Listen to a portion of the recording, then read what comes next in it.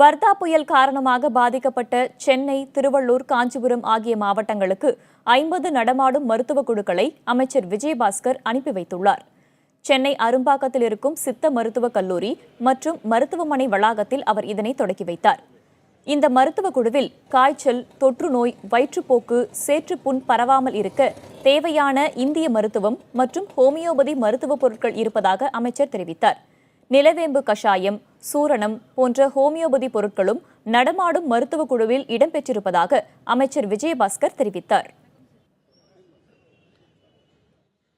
சென்னை, காஞ்சிபுரம், திருவள்ளூர் ஏற்கனவே நிலவேம்பு மாவட்ட அளவில் அங்கங்கே வழங்கி கொண்டிருக்கின்றோம். தொடர்ந்து நம்முடைய இந்திய மருத்துவத்தின் மூலமாக இன்றைக்கு நிலவேம்பு குடிநீர், அதேபோல தாலிசாதி சூரணம், அதேபோல இந்த அப்பர் ரெஸ்பிரேட்டரி ட்ராக் அந்த இன்ஃபெக்ஷனுக்காக தயிர் சுண்டி சூரணம், அதேபோல சேற்றுப்புண் ஏற்படும் என்று சொன்னால் வங்க வெண்ணெய் போன்ற இந்த இந்திய மருத்துவத்தில் சிறப்பு வாய்ந்த மருந்துகள் 50 குழுக்களாக பிரிந்து ஆங்காங்கே அவர்கள் 3 மாவட்டங்களுக்கும் சென்று தேவையான அத்துணை பேருக்கும் உரிய இந்த பணிகளை மேற்கொள்வார்கள். அது சம்பந்தமாக தான் இந்த ஆய்வு நடந்து கொண்டிருக்கின்றது.